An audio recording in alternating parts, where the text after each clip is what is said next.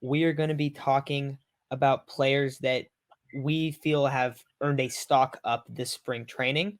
The guy that I want to bring up, Adrian Morejon, he is just a fantastic player. He's someone that is really special in my mind. So far in spring, he's only pitched 7 innings. He has 10 strikeouts, and he has a 2.57 ERA. I feel that he has kind of earned himself that 6th spot if they do decide to go with the 6-man rotation at the beginning of the year, which I do believe they will. The other person I thought that was really like vying for that spot right now, and it's probably a little bit different than other people, but I did think that Ryan Weathers was the guy that was really fighting for that 6th spot. I didn't think it was Mackenzie Gore quite yet. I think it was between those two guys. And I think Morejon has, at least up to this point, won that spot. Of course, things can change. And maybe Mackenzie Gore is really in the mix. I just don't feel like he's quite there yet. I think that they want to wait a little longer before they bring him up. But that's my guy, Adrian Morejon. Stock up on him. Morejon, I feel like his stock has kind of been going up since last season. You know, he's been really solid all throughout. And if we don't get Hader, that's kind of like our in-house option when it comes to a player that can be like Hader coming out of the bullpen, just dominant. But Matt's right. I definitely think he can vie for that 6th spot. And if, you know, even if they don't go with that 6-man rotation, he's going to be such a good bullpen arm. Yeah, one thing I noticed about Morejon this past start, and I really thought was a difference maker for him compared to last season, was he landed his curveball for a lot of strikes. And I remember watching him last year, and his fastball was good. He'd hit his spots with his fastball, but where he'd get himself into trouble was he'd start throwing his curveball, and it would just go way out of the zone, like by 2 or 3 feet. He'd always be hitting it in the dirt, and he'd get himself behind in the count, and he'd have to throw a fastball right over the heart of the plate. He gave up like a lot of home runs last year for a guy who throws as hard as he does. And I think that was the problem, is he'd put himself into situations where he'd have to throw bad pitches. And you saw his last outing. Yeah, he had that leadoff home run to Marte. I mean, it's the first pitch of the game. You don't really expect that. But after that, he was really mixing his fastball and curveball well, and he was throwing it for strikes. He got a lot of swings and misses on his changeup, which is really his strikeout pitch, in my opinion. He just looks completely different, and I'm here for it. Yeah, hopefully he keeps improving. He's only 21. But Chase, who's a guy that you feel has their stock rising right now? That would be Tucupita Marcano. I mean, after today's game, he had 2 hits. He's hitting .429 with a 1214 OPS. And he's looking like he could force the Padres' hand, and maybe opening up a bench spot for him with Kim struggling. They could probably send him down to the minors to get some season and just see what he has. And, I mean, his just stock is rising up as a prospect. Like Ryan was talking about earlier, you know, he could be really nice for any other team, if not maybe even a starter. So he's just been really impressing us this offseason. Not offseason, spring training. Yeah, and I think the biggest significance with Tucupita is that you guys brought up that he would be a good trade piece, and I feel like his stock is only going up in that category.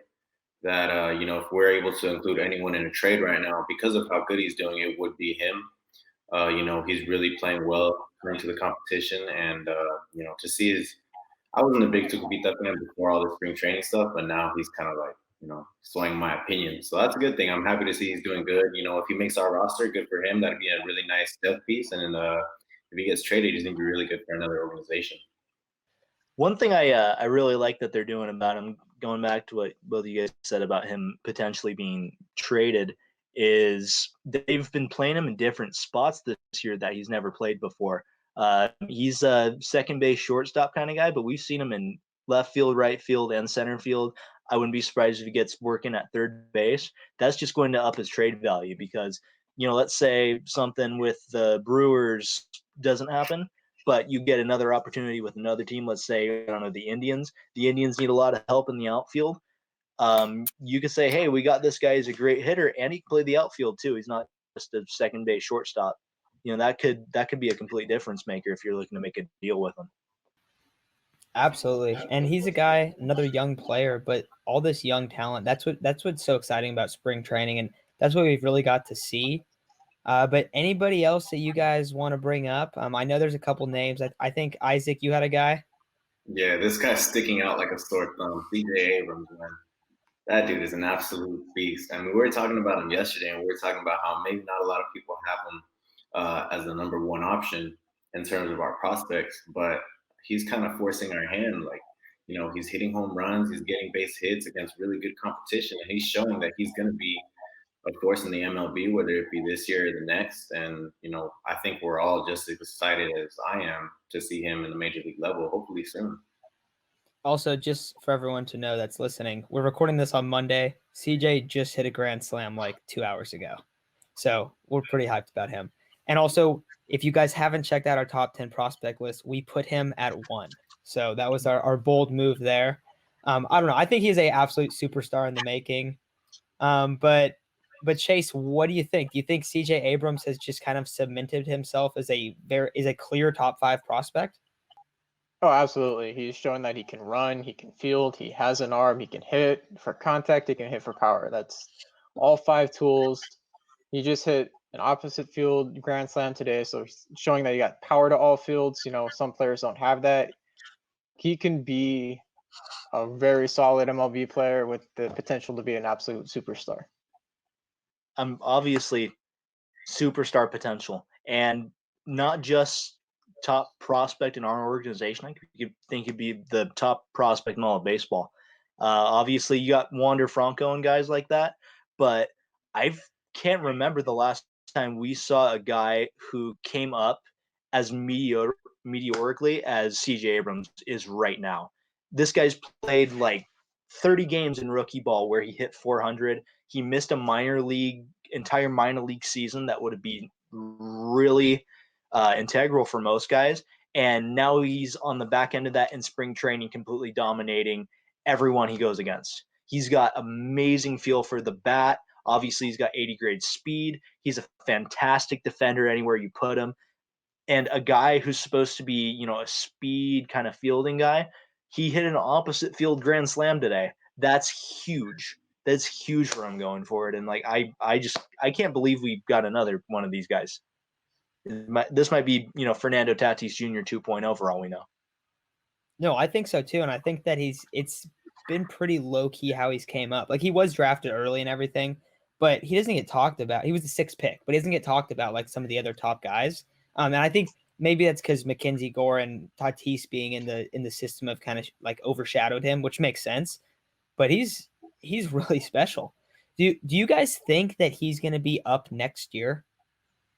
I think he should be up this year at one point. I mean, he's kind of like, to me, just like Tucupita, he's forcing their hand. I mean, he has to be up at some point. He's just that good, especially when you see how dominant he was in rookie ball, and then he comes to spring training and he's still putting up really good numbers against major league level competition, whether it's starters or backups.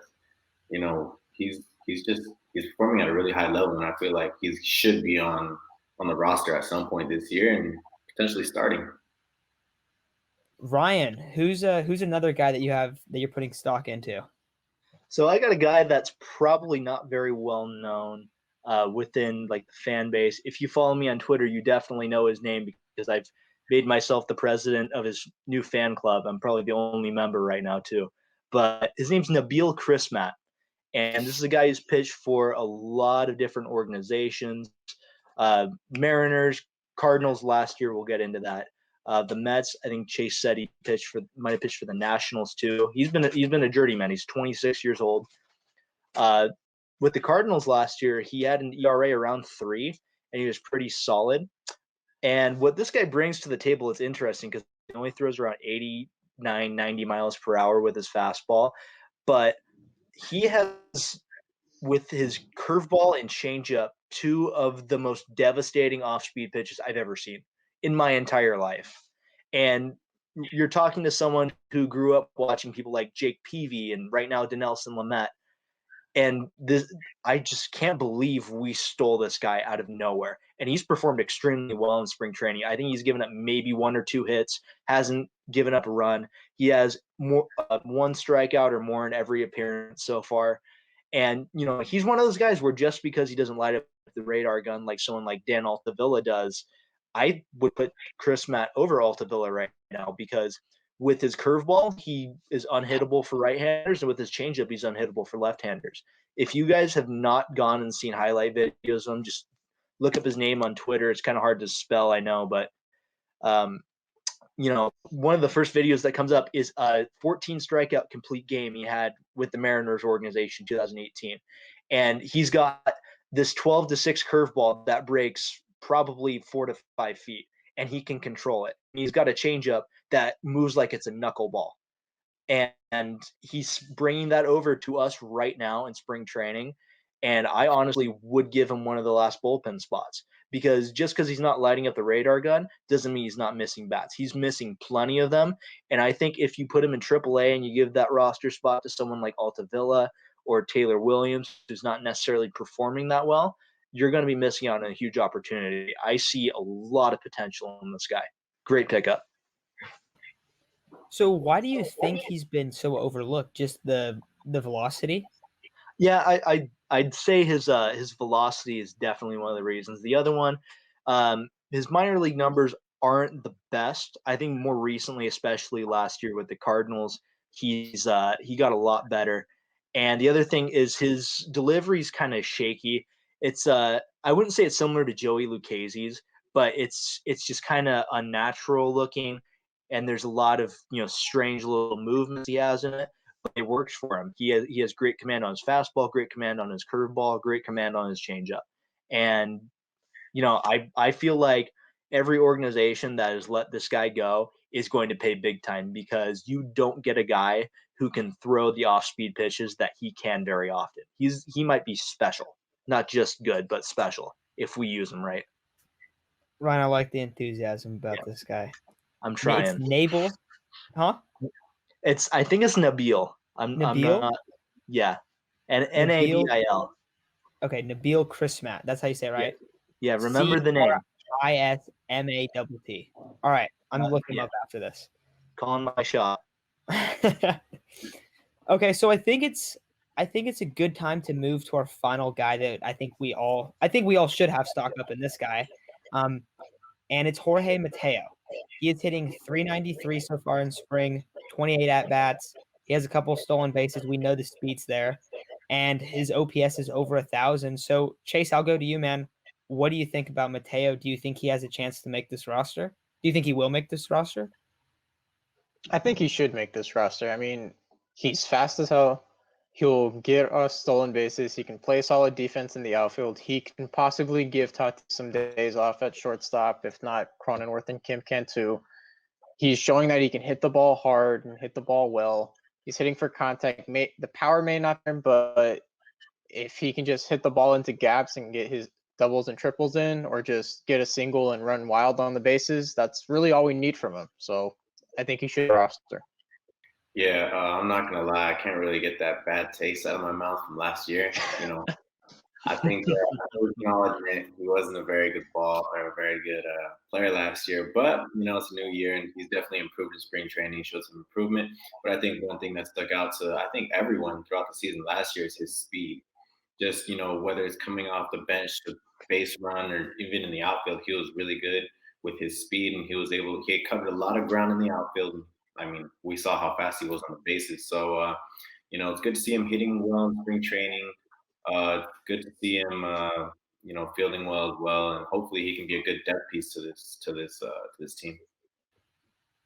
You brought up last year, and I do have to say he only did have 26 at bats, 4 for 26, not too pretty, but it's only at 26 at bats, and I feel the same way. Like, you kind of question his ability as a hitter, but I mean, he's come out, and if that's like what you're questioning, he's done exactly what you want to see. But Ryan, what do you think about Jorge Mateo? If you noticed, I was on my phone right now, and that's because I was desperately trying to get to his StatCast page, because I wanted to bring up his exit velocity is actually pretty decent. It's around 94 miles per hour, which is, for someone who hit 154, I think that kind of suggests that there's a lot more there, and that's something I heard a lot from other people, because I wasn't sold on Jorge Mateo. Was his exit velocity is pretty decent, and right now I think he's showing it. He's hitting the ball very hard. He had a triple today that was just like, it sounded like a gunshot, And obviously, we know about the speed. We know that he can provide defensive versatility. And that's why, if you look at someone like Brian O'Grady, for example, even after a great day today, he's still pushing Brian O'Grady out of that spot because Mateo already had the leg up in speed and defense. And right now he's starting to hit. He's starting to show that, the exit velocity is not necessarily a fluke, or that great season he had in AAA in 2019. He's showing that that's more the hitter maybe that he is than he was last year. And I hope he keeps it up, because he would be huge if we had a guy like him on our bench. That's true. I mean, that's very true. I mean, we even saw him in the postseason last year, or at least late in the season, as a pinch runner. We saw him in the game in some pivotal moments where he ended up scoring, and being a game tying run and things like that. But if he can be a real outfielder and he can be out there, because that's where they plan on using him, right? Because he's a true shortstop, correct? Yes. Yeah. Okay, yeah. So I mean, if he can be a depth outfielder, and there's so many guys, like we were talking about Tucupita, there's Jorge Oña, there's Jorge Mateo, like there's so many guys. But this is a good problem to have. So I like that we kind of did the stock up video. If we're gonna do a stock down video, that's kind of depressing. So I don't know if we'll do that one. Maybe we'll have to. But I like the stock up. I like the positive outlook on this Padres team. But yeah, I think that's probably it for this segment. If you're listening on YouTube, there's gonna be a segment posted tomorrow, so make sure to check that out. But if you're on the podcast, just keep on listening.